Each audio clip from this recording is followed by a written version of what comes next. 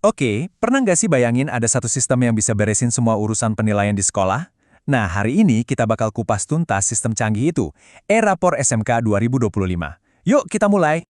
Pasti udah pada ngerasain kan, gimana pusingnya berjam-jam ngerekap nilai, bolak-balik ngecek data, masih aja takut ada salah ketik. Proses manual tuh emang bukan cuma makan waktu, tapi juga rentan banget sama yang namanya human error. Tapi gimana kalau ternyata ada cara yang jauh lebih gampang? Nah, ini dia solusinya, e-rapor SMK.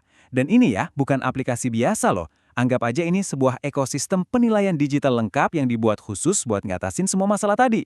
Kuncinya apa? Dia itu nyambung langsung ke jantungnya data sekolah, yaitu Dapodik. Oke, jadi di pembahasan kali ini kita bakal bedah tuntas semuanya. Pertama, kita cari tahu dulu, apa itu e-rapor SMK? Terus, gimana koneksinya sama Dapodik yang jadi satu-satunya sumber data? Kita juga akan lihat siapa aja yang berperan di sekolah dan tugasnya apa. Lalu, kita intip alur kerjanya. Dan terakhir, tentu saja kita lihat hasil akhirnya buat para siswa. Lengkap kan? Oke, kita mulai dari yang paling dasar dulu ya. Sebenarnya apa sih e-rapor SMK itu? Dan apa yang bikin sistem ini jadi solusi penilaian yang efisien banget? Jadi intinya e-rapor itu adalah soal sentralisasi. Coba bayangin deh, semua proses, mulai dari guru masukin nilai sampai rapor dicetak, semuanya ada di satu tempat, nggak mencar-mencar lagi. Dan yang paling penting, aplikasi ini tuh resmi dari pemerintah, gratis, dan juga fleksibel. Bisa buat kurikulum Merdeka atau kurikulum 2013.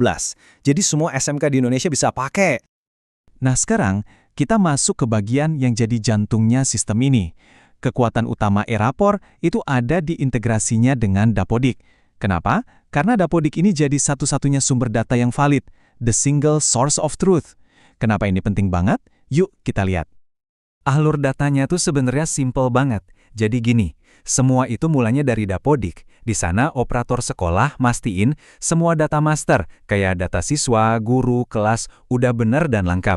Kalau udah oke, administrator e-rapor tinggal tarik data itu. Gampang kan? Nah, baru deh para guru mulai kerja di e-rapor, masukin nilai dan lain-lain.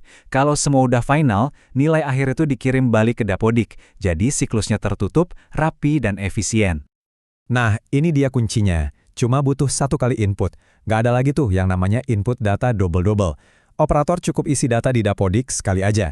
Dan semua orang, administrator, guru, wali kelas, pakai data yang sama persis. Ini jelas banget bisa ngurangin risiko salah input atau human error, dan datanya jadi konsisten di mana-mana.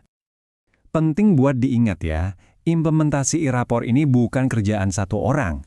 Ini tuh kerja tim, sebuah kolaborasi. Nah, siapa aja sih pemain utamanya di sekolah dan apa aja tugas mereka masing-masing?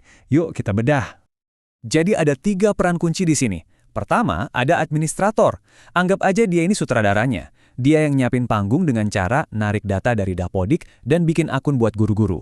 Kedua, ada guru mata pelajaran. Nah, mereka ini aktornya, yang ngisi konten utama yaitu nilai-nilai pelajaran.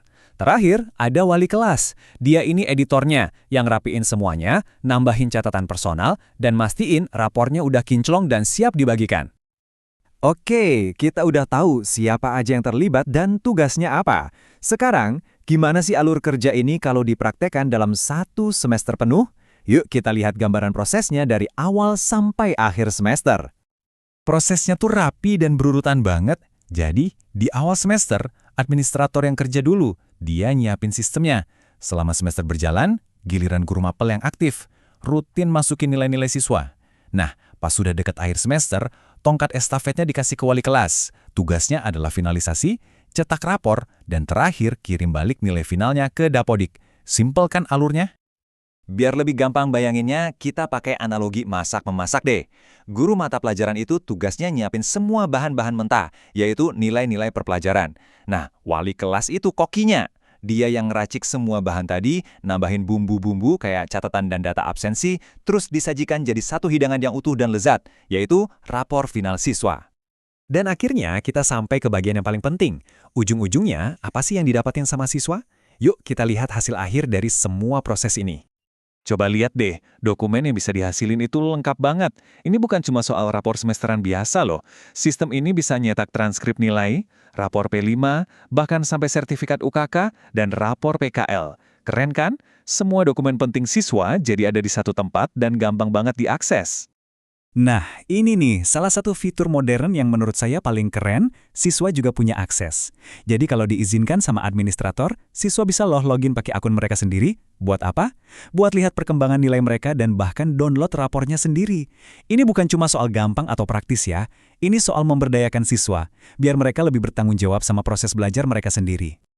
Dan kutipan ini ngerangkum semuanya dengan sempurna. Pada akhirnya, tujuan teknologi kayak gini tuh bukan buat nambah-nambahin kerjaan, tapi justru sebaliknya. Tujuannya adalah membebaskan waktu dan energi guru dari urusan administrasi yang ribet, supaya mereka bisa fokus lagi ke hal yang paling penting, yaitu mengajar dan membimbing para siswa. Jadi, pertanyaannya sekarang kembali ke kita semua.